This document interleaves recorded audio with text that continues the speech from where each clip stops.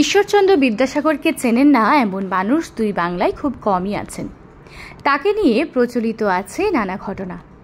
এগুলির সত্যতা কতটুকু তার নির্ণয় করা এখন যেমন দুরূহ, তেমনি আমরা সাধারণরা কোনো মজা করলে যতটা প্রচার পাই, তার থেকে বিখ্যাতরা মজা করলে মানুষ যেন তা লুফে নেওয়ার জন্য হুমড়ি খেয়ে পড়ে।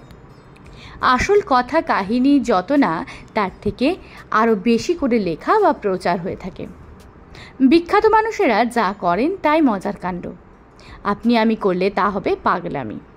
অনেক বিখ্যাত ব্যক্তি আছেন যাদের ব্যক্তিগত জীবনের ঘটে যাওয়া ঘটনা শুনলে না হেসে পারা যায় না। আসুন আজকে তাহলে জেনে নিই ঈশ্বরচন্দ্র বিদ্যাসাগরকে নিয়ে প্রচলিত মজার কিছু কাহিনী। ঈশ্বরচন্দ্র বিদ্যাসাগর জন্ম 1820 খ্রিস্টাব্দে এবং তার প্রয়াণ হয় 1891 খ্রিস্টাব্দে। মেদিনীপুরের বীরসিংহ গ্রামে তার জন্ম। ছাত্রজীবনেই ব্যাকরণ, কাব্য, অলঙ্কার, বেদান্ত, ন্যায় ও জ্যোতিষশাস্ত্রে পাণ্ডিত্য অর্জন করে বিদ্যাসাগর উপাধি পান। হিন্দু সমাজে বিধবা বিবাহ প্রবর্তনে অসামান্য ভূমিকা ছিল তার। বহু বিবাহ রোধেও তিনি সোচ্চার ছিলেন। বর্ণপরিচয়, বেতাল পঞ্চবিংশতি, শকুন্তলা, ভ্রান্তিবিলাস তার কয়েকটি উল্লেখযোগ্য গ্রন্থ। ঈশ্বরচন্দ্র বিদ্যাসাগরের জন্মের সময় তার বাবা বাড়িতে ছিলেন না। তিনি পাশের গ্রামে হাটে গিয়েছিলেন। ছেলেকে এই সুসংবাদ জানাতে উৎফুল্ল ঠাকুরদা ছুটলেন হাটের দিকে। পথমধ্যে ছেলের সাক্ষাৎ পেয়ে বললেন, আমাদের একটি এঁড়ে বাছুর হয়েছে। সে সময় বাড়িতে একটি গরু ছিল, তারও 2-1 দিনের মধ্যে প্রসবের সম্ভাবনা ছিল। বিদ্যাসাগরের বাবা সেই কথা বিশ্বাস করে বাড়িতে ঢুকেই গোয়াল ঘরের দিকে চললেন। তখন বিদ্যাসাগরের দাদু ছেলেকে থামিয়ে রহস্যের হাসি দিয়ে, ওদিকে নয়, এদিকে এসো, আমি তোমাকে এঁড়ে বাছুর দেখিয়ে দিচ্ছি বলে সুতিকা গৃহে নিয়ে প্রবেশ করেন। সদ্য জন্ম নেওয়া ঈশ্বরচন্দ্রকে দেখিয়ে দিলেন দাদু। পিতামহদেব পরিহাস করিয়া আমায় এঁড়ে বাছুর বলিয়াছিলেন। তিনি সাক্ষাৎ ঋষি ছিলেন, তাহার পরিহাস বাক্যও বিফল হইবার নহে।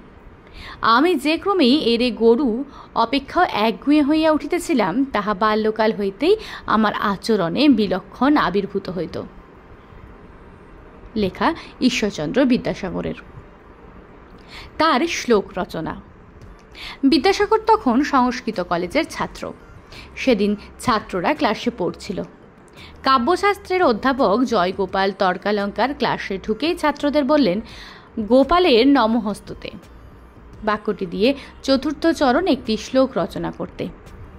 বিদ্যাসাগর বাক্যটি শুনেই রসিকতা করে বললেন, এক গোপাল তো দেখছি আমাদের সামনেই রয়েছেন, আরেক গোপাল বহুকাল আগে বৃন্দাবনে লীলা করেছিলেন।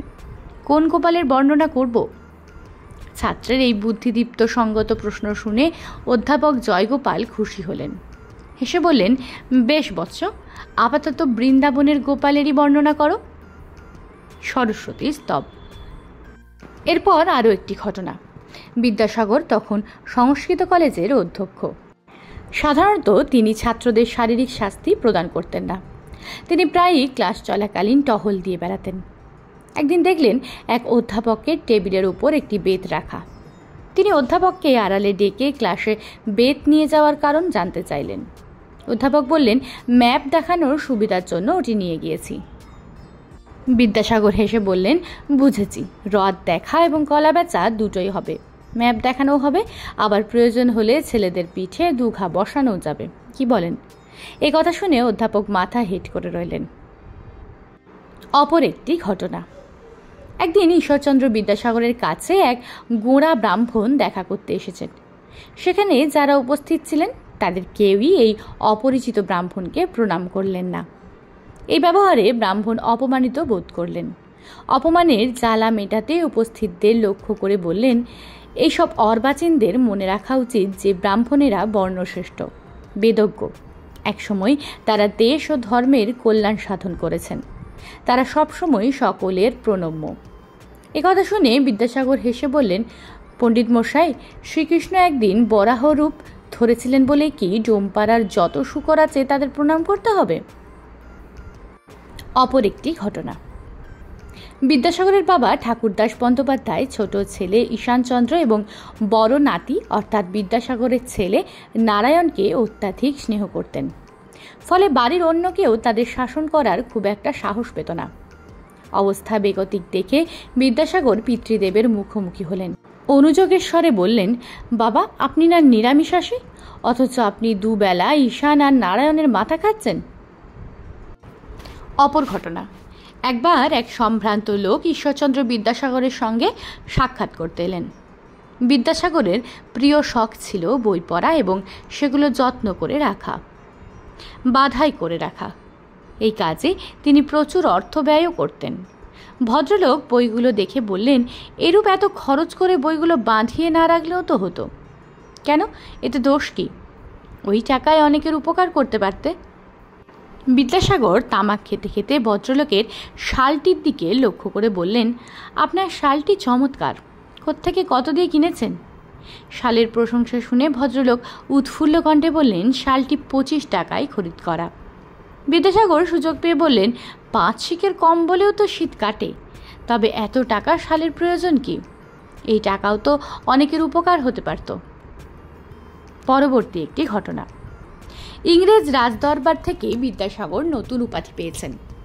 এই কথা শুনে এক পল্লীগ্রামের শিক্ষক তার সঙ্গে দেখা করতে এসে জিজ্ঞেস করলেন, মশাই, নতুন উপাধিটার মানে কি?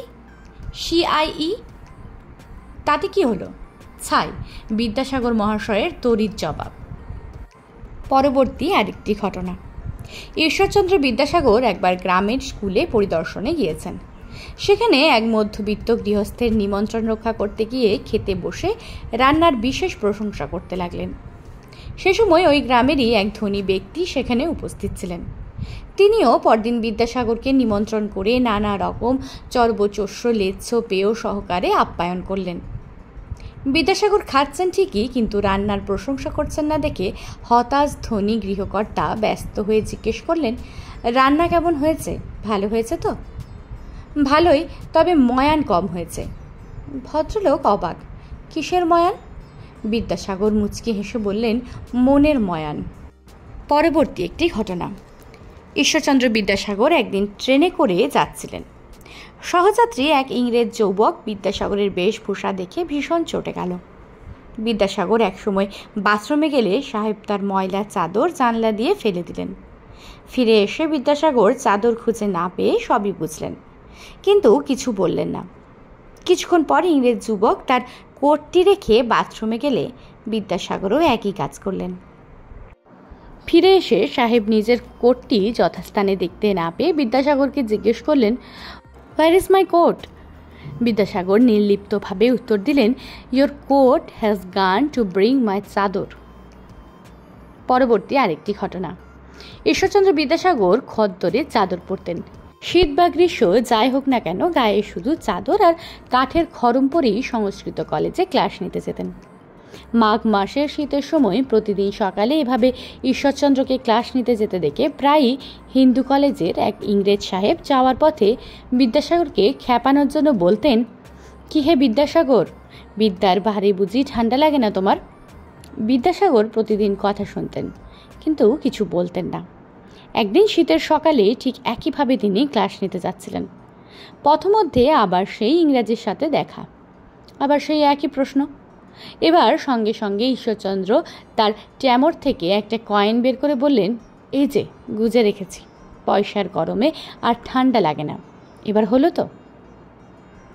পরবর্তী আরেকটি ঘটনা, এক বিয়েবাড়িতে বঙ্কিমচন্দ্র চট্টোপাধ্যায়ের সঙ্গে ঈশ্বরচন্দ্র বিদ্যাসাগরের দেখা হয়ে গেল। বিদ্যাসাগরের পায়ে যথারীতি সেই তালতলার সুরতলা চটি। বঙ্কিমচন্দ্র তাই দেখে ঠাট্টা করে বললেন, মহাশয়, আপনার চটির সুর তো বেঁকে ক্রমশ উপর দিকে উঠছে, শেষ পর্যন্ত আকাশে গিয়ে না ঠেকে।